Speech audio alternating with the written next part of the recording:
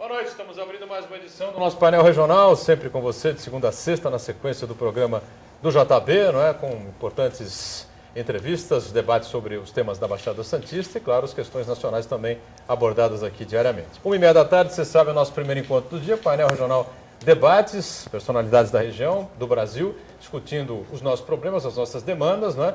E debatendo também, junto com você, os temas nacionais. Política nesta edição do painel regional. Prazer recebendo aqui a deputada estadual Vanessa Dami, que é do PMDB e é a presidente estadual, não é, do PMDB Mulher. Deputada, prazer recebê-la, boa noite, tudo bem? Prazer, tudo bem? Prazer imenso estar aqui no painel regional, visitando a região e tendo a oportunidade de saber quais são as reivindicações mais latentes. Cumprimentar os convidados, né, Eduardo e Uriel, e ao pessoal que nos assiste em casa também. Obrigado a presença da deputada aqui com a gente. Eduardo Filete, nosso médico veterinário, mas que está sempre antenado com as questões importantes da região, mais uma vez conosco aqui. Tudo bem, Filete? Uma honra fazer o programa com você, Butrão, com a Vanessa, nossa deputada aqui do ABC, mas também que tem os trabalhos aqui na região. Ela esteve comentando aqui que teve hoje com a prefeita, com o Luciano China, com o vereador Banha aqui do PMDB de Santos e está dando uma visitada para a região para colher as nossas necessidades. E também o Uriel Vilas Boas, o maior sindicalista da Baixada aqui, grande Uriel. Uriel Vilas Boas, tudo bem, Uriel? Boa noite para você. Tudo bem, Boturão? Uma satisfação muito grande estar aqui. E como nós comentamos no início, uma deputada, não é? E nós estávamos inclusive cobrando que a mulher precisa votar na mulher. A mulher precisa ter não apenas a reclamação, mas a participação efetiva. E o meu amigo Filete, que lida numa área que é extremamente importante, que é os animais, o grande médico veterinário. Muito bem, olha, só orientando a você que o programa está gravado nessa edição, né? Foi gravado nesta quinta-feira, com a presença da deputada, foi exatamente na quinta-feira que ela circulou aqui pela região, esteve em Guarujá, esteve aqui em Santos, mais alguma cidade? Não, Guarujá não, Santos, somente né? As duas. Guarujá e Santos, e fazendo o seu trabalho importante aqui, não é? Marcando o seu espaço, a sua presença aqui na região, e evidentemente o programa é gravado, não dá para você participar como está acostumado, mas vai acompanhar aí uma série de informações interessantes, um debate interessante sobre o PMDB, não é, que vai de SCAF mesmo para a disputa eleitoral, é isso, deputado? Vai de SCAF, nosso pré-candidato, vai haver as convenções, mas nosso pré-candidato, o nome apontado pelo PMDB é o Paulo Scaff, é um nome testado no que se refere à gestão, é presidente da Fiesp, presidente do sistema SESI e Senai, e como educação é algo que nós precisamos que seja de qualidade, há muita reclamação nesse sentido, o SESI é um exemplo de qualidade. Como presidente da Fiesp, ele já atuou em bandeiras importantes, como, por exemplo, a redução do valor da conta de luz da população, o valor dos itens da cesta básica também. Recentemente, a Fiesp ganhou uma ação em São Paulo em relação ao IPTU, para não deixar aumentar o IPTU. Então, são questões que vêm de encontro ao que a população precisa, que é a defesa do que é justo, do que é realmente próprio.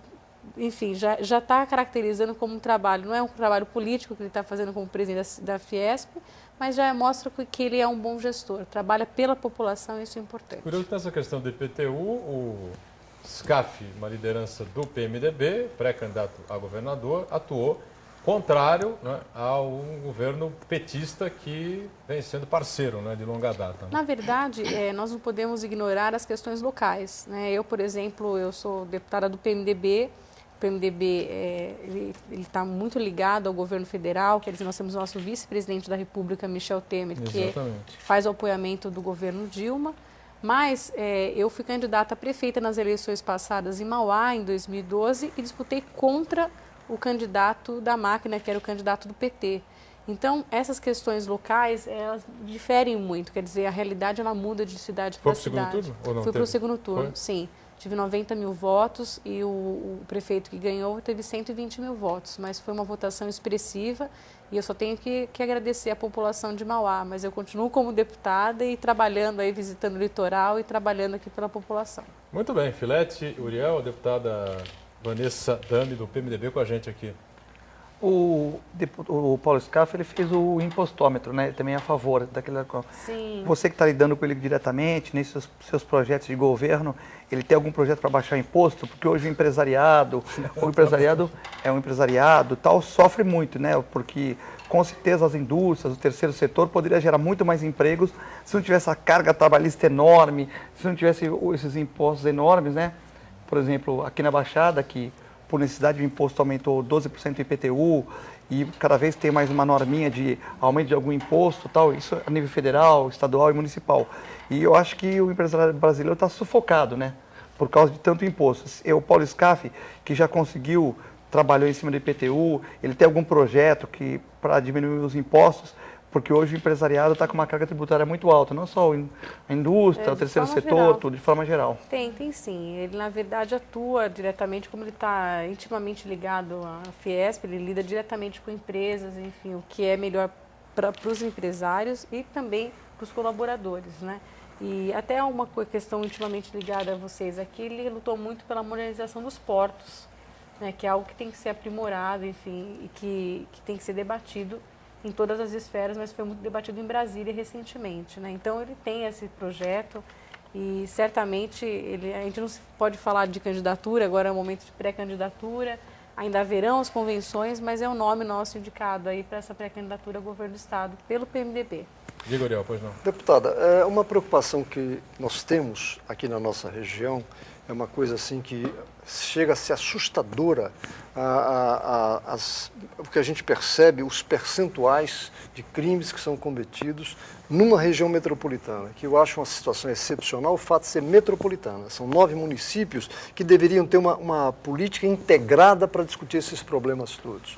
Então, numa situação como essa, é que a gente vê a importância de um governador que perceba esta situação e que não trate as questões pontuais, ou seja, deste, daquele ou daquele outro município. Uma questão de forma a ser abrangente. E eu perguntaria, qual seria a visão, por exemplo, do SCAF em relação a essa determinação do governo do Estado, que eu achei absurda, do bico para o policial militar?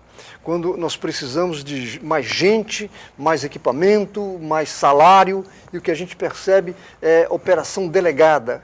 Quando o policial deveria estar descansando, ele vai estressado trabalhar. Então, qual seria a visão do SCAF, se é que já foi discutida essa questão, em relação à questão da segurança pública, não apenas no aspecto repressivo, mas no aspecto preventivo, integração com as comunidades, porque a gente tenha realmente um papel da polícia que tenha respeito da comunidade e possa trabalhar com mais tranquilidade. A opinião do SCAF e da deputada, fundamentalmente também. O SCAF eu não consigo, enfim, ele não está aqui para que eu possa dizer por ele, talvez eu possa dizer algo que seja um pouco diferente, mas eu acredito, pelo que eu tenho conversado e a gente tem debatido algumas questões, que a segurança realmente no Estado de São Paulo é algo que está caótica, né? E o governo do Estado tem pecado muito nesse sentido.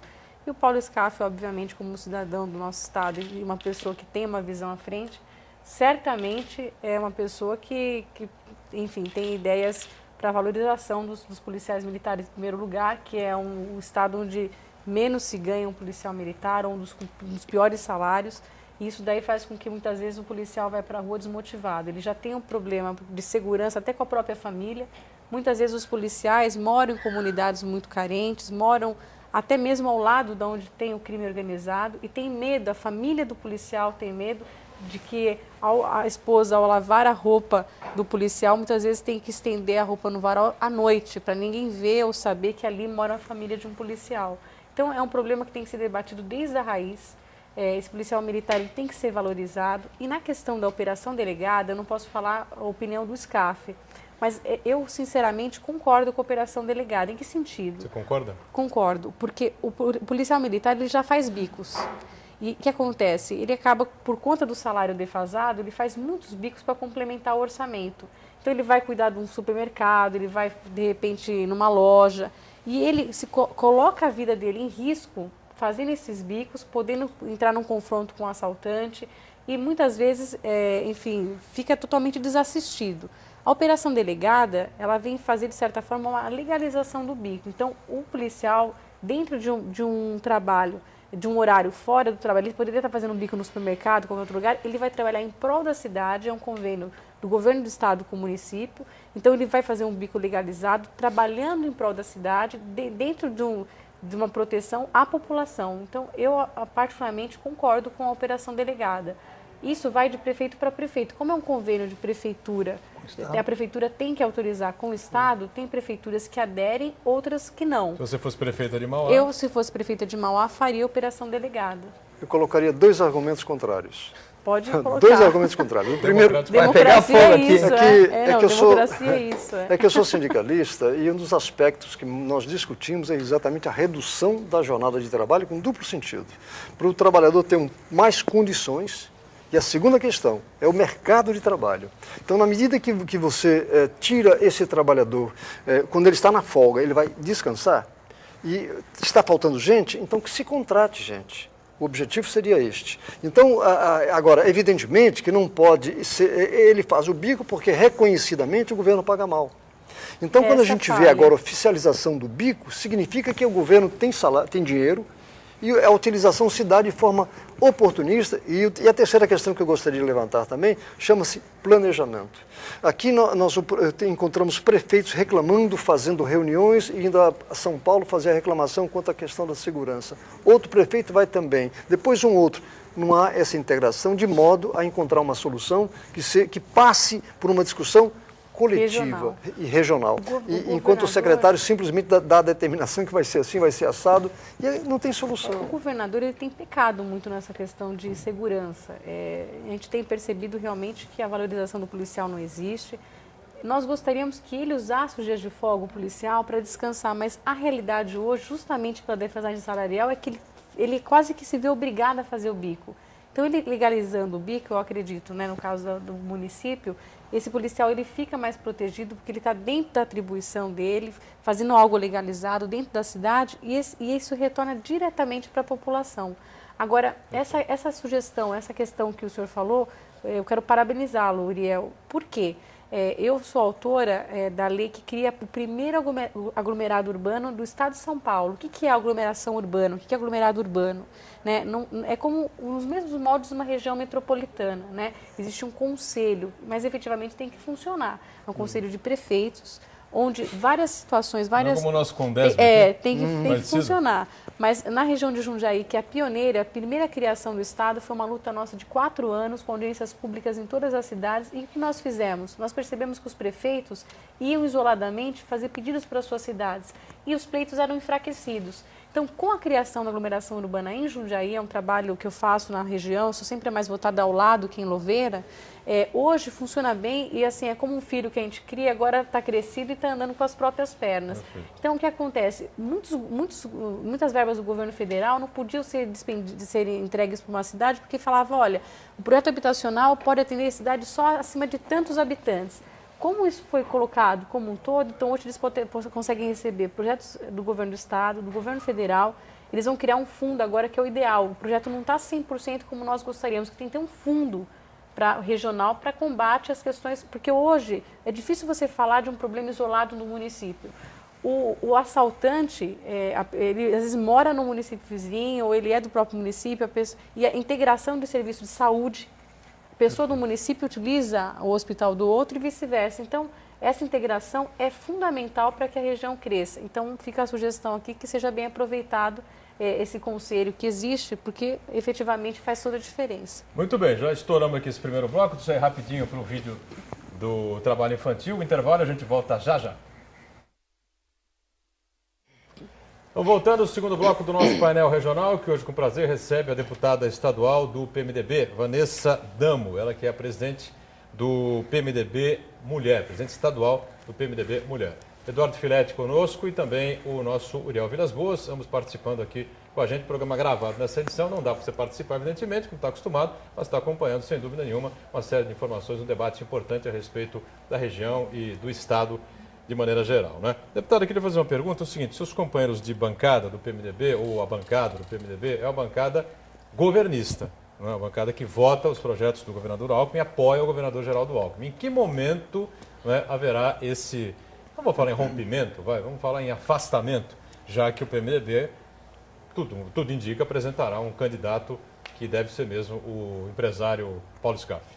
Eu levei esse debate para a última reunião da executiva estadual do PMDB, sugerindo realmente um posicionamento do partido. Eu fiz isso porque enxerguei uma série de questões com as quais eu não concordo. Por exemplo, eu sou autora da CPI, do pedido de abertura da CPI da Eletropaulo. Uma grande bandeira minha são os direitos do consumidor. E a Eletropaulo ela é campeã de reclamações e essa questão de energia é um problema muito sério, porque eles falam existe uma multa da ANEEL para quando há mais de 4 horas sem energia elétrica, tem que se pagar uma multa de R$500 mil, mas infelizmente nada é feito. A pessoa perde eletrodoméstico, o comércio fecha, é um grande prejuízo para todos e muitas vezes o consumidor fica a ver navios. E nós íamos, na CPI da Eletropaulo que eu propus, nós íamos investigar um contrato que foi denunciado recentemente, que faz ligação com o caso da Alstom, da CPI do metrô, que eu assinei na Assembleia Legislativa e faltam apenas 2 assinaturas para que seja protocolada. E o que acontece? Infelizmente, a minha CPI da Eletropaulo, eu estava grávida de 9 meses, tenho um bebê de 5 meses, né? Recentemente dei à luz, e tentei instalar até o último momento a CPI, convoquei por 13 vezes os deputados da base para que pudéssemos abrir e investigar. Em todas as vezes não deu quórum, foi derrubada a CPI. Então eu não posso, de maneira nenhuma, ficar calada diante de um governo que não respeita o poder legislativo, que nós temos sim a competência de legislar, de fiscalizar e, tão importante quanto, de colocar o dedo na ferida e fazer as CPIs andarem para poder investigar casos como esse da Alstom, casos da Eletropaulo.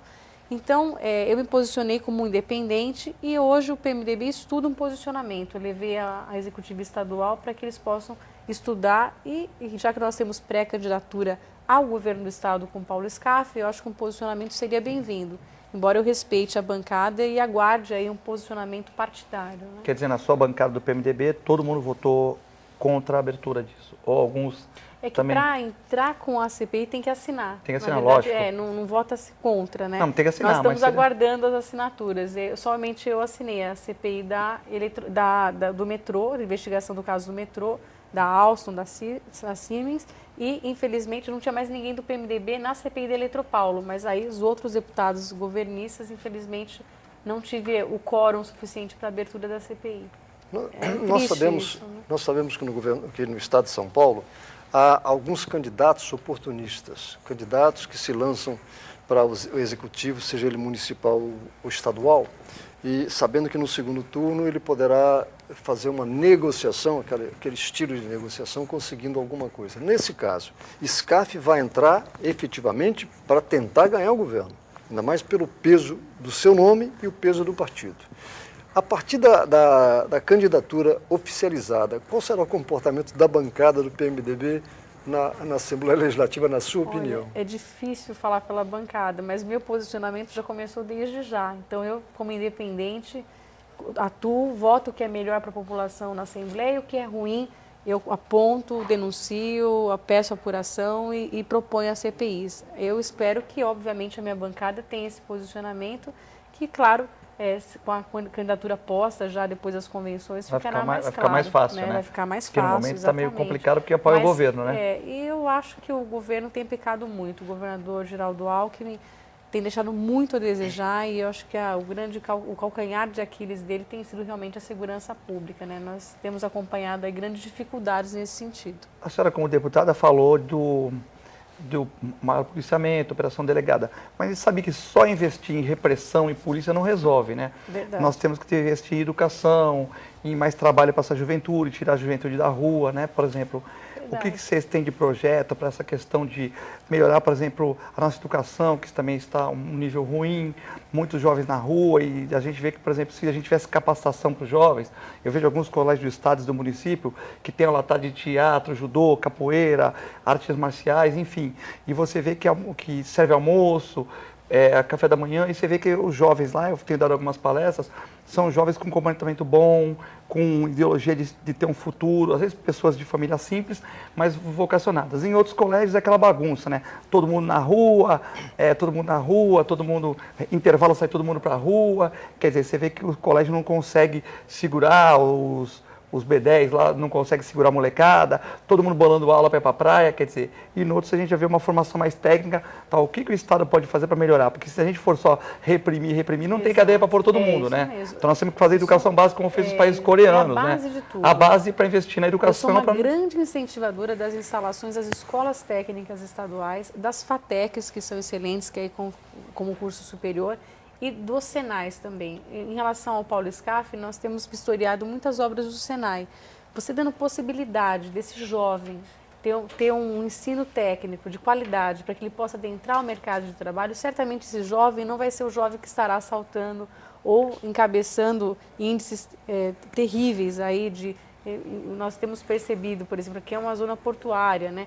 Quantas adolescentes muitas vezes se prostituem, isso é um absurdo. Algo tem que ser feito. Se o Estado não tomar conta do jovem, não se preocupar com ele, o crime paralelo toma, né? Então toma, a gente a droga toma, porque passa a entrar nas se escolas, ele tem uma né? capacitação, vai ter emprego. Você vê, hoje se você procurar uma pessoa para colocar um ar-condicionado, difícil. Você procurar algumas coisas, um pessoal de jardinagem bom, mesmo a Prefeitura de Santos tem dificuldade, vão se aposentando esse pessoal que tem uma expertise maravilhosa, né? E nós temos um jardim maravilhoso na praia para tomar conta e nós não temos reposição de pessoas tão competentes. Exato. Isso é dito pela Prefeitura mesmo. Mas cursos de jardinagem, de administração, robótica, esporte, nós poderíamos, de uma certa maneira, tirar essa molecada da rua e a gente... É a base de tudo. A base de tudo. Tem que investir em ensino de qualidade, ainda deixa muito a desejar. Hoje eu estive em 2 escolas no Guarujá, um no sítio Conceiçãozinha e o outro na Santa Cruz dos Navegantes. Estaduais? Estaduais. E nós percebemos muita reclamação na escola do Santa Cruz dos Navegantes. O pessoal reclamando de ensino muito fraco. A própria mãe diz, olha, se eu não pegar meu filho está na 3ª série, eu tenho que eles estão ensinando o A, E, I, O, U. Quer dizer, questões muito básicas. Então, isso também mexe uma outra questão, a valorização do professor, né? O professor é fundamental que ele esteja valorizado, ele ainda tem defasagem no salário, tem grandes dificuldades. Promoção na carreira também, né? Tem que ter plano de carreira, tem que ter, senão... por exemplo, houve uma greve recente agora, tá tendo a manifestação dos funcionários das ETECs e FATECs, e é importante dizer que a bancada do PMDB se posicionou favorável às reivindicações que eles quiseram de melhoria, plano de carreira, a questão da saúde, também auxílio saúde que eles não tinham, e algumas outras melhorias. Por quê? Porque o profissional começa a ficar desmotivado e acaba... Infelizmente, isso acaba afetando a educação, que é a base de tudo. Então, tem que valorizar os profissionais e valorizar as crianças, incentivando-as aí no que é melhor, que é a educação de qualidade. Deixa eu sair para o segundo intervalo, a gente volta rapidinho para dar sequência a esse tema, inclusive porque o Uriel já levantou o dedinho aqui e quer questionar aqui, deputado, hein, Santos?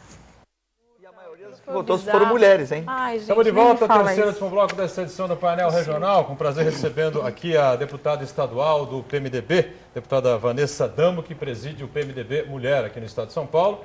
Eduardo Filete com a gente também no programa e a participação também do nosso Uriel Vilas Boas. É o último bloco do programa, vamos acelerar um pouquinho aqui. A gente estava debatendo a questão educacional, tentar amarrar esse tema com o que o Uriel queria fazer um contraponto a isso. Eu vou falar de forma bem objetiva. A gente fala muito em operação delegada, os bicos dos policiais militares. E a gente esquece que o professorado, ele não trabalha pura e simplesmente num colégio. O que ele ganha é insuficiente. E ele trabalha em vários colégios. Bem, então vamos aproveitar esse fato e de que maneira a gente poderia envolver o professorado pela experiência, pela cultura e vamos dizer assim, ele consegue ter um controle sobre a comunidade onde ele vive. Se soubermos aproveitar isso, nós teríamos condição, e aí quando o Filete criticou a questão dos impostos, saber utilizar esses impostos para salário para professor, salário para médico, porque nós queremos não apenas o médico, mas o servidor da saúde também, e o professorado ganhando o suficiente, e capacitando também, né? Com capacidade, teremos uma situação melhor nessa área.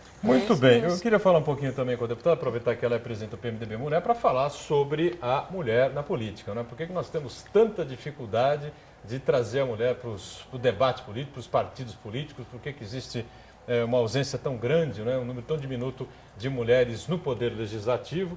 Aqui na Baixada Santista, no Poder Executivo, a gente tem hoje 3 mulheres no poder aqui na região metropolitana, nas 9 cidades. Né? Cubatão, Márcia Rosa, Guarujá, Maria Antonieta, que é do seu partido, isso. E Ana Preto, na cidade de Peruíbe. Tá certo? Então, são 9 municípios aqui na região, 3 mulheres, está muito bom, né? Agora, no Poder Legislativo, de maneira geral, isso não existe. Mas antes, eu queria saber se você concorda com essa pesquisa que apareceu aí, eu não sei exatamente de onde, dizendo que mulheres que usam roupas apertadinhas, deixando o corpo, boa partes do corpo à mostra, merecem realmente ser atacadas, inclusive estupradas.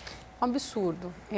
Eu fiz uma manifestação no Facebook, inclusive, participei daquele movimento, coloquei um cartaz lá, coloquei que ninguém merece ser estuprado, pode estar de saia curta, roupa apertada, pelada. de qualquer forma, a mulher deve ser respeitada. Isso daí me deixou assim muito indignada, porque 65% das pessoas que responderam a questão disseram que as mulheres que vestem roupa curta merecem ser atacadas. Como a mulher ainda é vítima de estupro, vítima é molestada e ainda é colocada como culpada de ser molestada. No local ela sai de vítima, como ela é, e é colocada como culpada. Isso mostra que ainda há muito preconceito em relação à mulher, que ainda há muita desvalorização e muito trabalho para a gente poder mudar essa mentalidade. E a maior parte da pesquisa foi feita por mulheres, viu, Boturão? Se for lá, acho que é os 55% de mulheres que responderam e 45% de homens. Quer dizer, 65% também tem o voto da mulher, Exato. né? E vale dizer o que cara é machista, mulheres, tal, o cara é machista, o cara não sei o quê, mas não é só a mulher uma- votou. Vou fazer um chamamento das mulheres, porque depreciando. nós mulheres somos a maior parte do eleitorado também.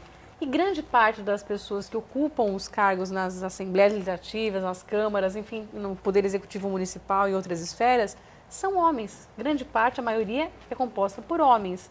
E grande parte dos eleitores é composta por mulheres. Então, as mulheres às vezes acabam não votando em mulheres, né? Eu não sei o porquê disso. Agora, o porquê que a mulher não participa tanto da política diretamente?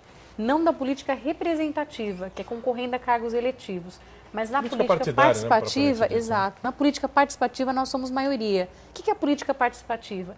É a presidente da associação de bairro, é a mãe que reivindica melhorias na creche, são as lideranças comunitárias, e a mulher é extremamente atuante nas bases, nas comunidades, nas reivindicações por melhoria, seja na questão de crianças, na área que você atua de cuidado dos animais, defesa dos animais. Há muitas mulheres, na minha região eles chamam de cachorreiras, aquelas que cuidam dos cachorros de rua e defendem. Há muitas mulheres atuando, mas por que a mulher não participa diretamente da política? Primeiro, a mulher ela acaba tendo um acúmulo muito grande de funções, porque ainda é quase que exclusivamente da mulher, incumbida à mulher a questão do cuidado da família, dos filhos, do marido. A mulher ela ganha menos, cumprindo as mesmas funções que homens em várias áreas. Então, às vezes, ela tem que ter 2, 3 empregos, né? E aí falta muitas vezes o tempo para poder se dedicar à política partidária, à política representativa. Não é um desencanto. Não, então, política nós somos. E somos grandes comunicadoras, né? a Todo mundo sabe que dificuldade pelo política... dia a dia. Tem que cuidar da família, cuidar da casa. Exato. Por tal. exemplo, eu tenho um bebê de 5 meses, né? Para eu estar aqui hoje, percorrendo uma agenda desde manhã no Guarujá, visitando os bairros que eu gosto de olhar no olho, visitar. Eu estive com a liderança com o Juninho ali no sítio ali do Conceiçãozinha, né? E com o China, mas para eu estar desde manhã lá e estar aqui à noite com vocês em Santos, eu tive que ter o meu esposo tá me ajudando, dando uma mão lá com a neném, minha sogra, minha mãe. Então, quer dizer, tem que haver uma divisão. Se fosse seu marido tarefas. aqui, seria mais fácil, você estaria cuidando do bebê, quer dizer, Exatamente. já é uma coisa que inibe a mulher, né? Exato, que você quer dizer. então a mulher ela acaba ficando intimidada. E outro, o poder econômico, ainda, grande parte do poder econômico está nas mãos dos homens. E hoje campanhas eleitorais são muito caras.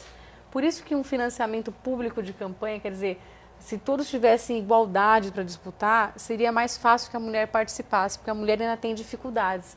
E muitas vezes uma campanha mais tímida, ela não é vista, e aí a mulher acaba não sendo eleita, as pessoas não conhecem o trabalho dela, né? Então, sou uma defensora das mulheres, temos que ter mais mulheres, que seja aqui no litoral, que seja na região do ABC, que seja em todos os lugares do estado, mulheres participando. Uriel, quando foi vereador na Câmara de Santos, tinham mais mulheres do que temos hoje, né? Hoje não temos nenhuma. Tínhamos na mais Câmara mulheres. de Santos. Coincidentemente, Tem uma suplente só. Uma suplente só, Fernanda Vanucci, que já não será mais vereadora a partir da semana que vem. Exato. E que nós temos que avaliar, inclusive, um aspecto que eu considero também da maior importância, é que não pode ser considerado como concessão do homem os 30% de vagas, Exato. que eu acho errado também. Que na verdade não é. É interessante o senhor falar, Uriel, porque todo mundo fala, olha, 30% das vagas nos partidos é para mulher. É que não é, é que é para um dos sexos. Só que como grande parte que procura para se filiar e se candidatar é homem, esses 30% ficam destinados às mulheres. E há uma dificuldade, inclusive, muitos presidentes de partidos reclamam, vêm para nós e dizem, olha, eu não consigo cumprir os 30%. E aí acabam colocando qualquer nome, só para preencher lá a chapa com o nome de mulheres. Mulheres, participem. Sabe, nós reivindicamos tanto, nós fazemos tanta diferença, acho que o silêncio é nosso... Eu estava dizendo há pouco, o silêncio é um grande vilão nessa história, porque as mulheres, elas, às vezes, sofrem caladas dentro de seus lares, às vezes são agredidas e não falam nada. Existem muitos casos de pedofilia, às vezes a mulher tem medo de falar que está ocorrendo dentro da casa dela, acaba não participando. Então, mulheres sendo agredidas, denunciem, querendo participar e fazer a diferença na sua comunidade, participe diretamente da política, procure, reclame. A voz da mulher, ela não pode ser calada. Por isso, contra essa pesquisa que foi feita aí, que mulher com roupa justa merece ser estuprada, ninguém merece ser estuprado, o IPEA. E faça o seu manifesto na internet. As redes sociais são ótimas para isso, para mostrar a nossa voz. Será que o pessoal também não fez um pouco de brincadeira também, né? Porque o brasileiro é muito sarrista, né? Tem aquela... Até o Neymar brincando na televisão com o estrangeiro. Será que ela foi lá para tirar um sarro? Mas porque o 65 eu achei uma taxa muito alta, né? Eu gostaria não que foi fosse brincadeira. no sarro, põe aqui e tal, para tirar uma onda. Você entra em todos os sites, né? Todos os sites que fizeram um questionamento sobre essa pesquisa, você dá 70%, 75% de gente votando contra esse resultado, discordando disso que foi aferido aí. E até seria aceitável que as pessoas que se manifestassem dissessem as mulheres têm que ter um cuidado para evitar, mas não necessariamente colocar ali que a mulher tem que ser estuprada porque anda desse jeito. Colocando a mulher como culpada, quer dizer, se a mulher coloca uma roupa um pouco mais curta, quer dizer... Gente, isso está um debate assim que tem que ser aprofundado, porque a mulher, muitas vezes, sendo vítima de estupro, ela chega numa delegacia, ela às vezes é atendida por um homem, ela fica com vergonha de dizer o que aconteceu com ela, às vezes é mal atendida, às vezes vai fazer o corpo de delito também no prédio do ML, fica ali em condições não adequadas para ser atendida, ela é uma vítima, ela tem que ser valorizada, respeitada e não colocada como culpada, porque às vezes ela chega para denunciar que ela foi estuprada e aí muitas vezes a pessoa inábil que está atendendo ela coloca, mas como é que você estava vestida? Essa pesquisa mostra esse preconceito e essa mentalidade absurda, colocando a mulher como culpada do estupro. E não há culpa. O culpado é o agressor. A mulher é vítima e deve ser denunciada e respeitada. Só para fechar, eu só concluiria que a mulher não deve esperar concessões. Ela deve lutar por um direito, porque é isso que valoriza. Porque só querer leis, que alguém crie uma lei... Não. A mulher tem que participar e no que participa, ela pode influenciar e tomar decisões importantes. Deputada Vanessa Damo, do PMDB, obrigado pela participação, sucesso, espero recebê-la aí em outras oportunidades. Foi muito bom tê-la aqui no programa, viu? Obrigado. Obrigada de coração, prazer imenso estar com os convidados aqui, com o Eduardo e com o Uriel e com você que nos assiste em casa. Muito obrigada. Obrigado ao nosso Eduardo Filete também pela participação importante, com o nosso Uriel Vilas Boas, a você que nos acompanhou. Você segue aí com a programação da TV Santa Cecília e sabe que o painel regional está no ar de segunda a sexta na sequência do JB e às 1h30 da tarde tem o painel Debates. Tchau.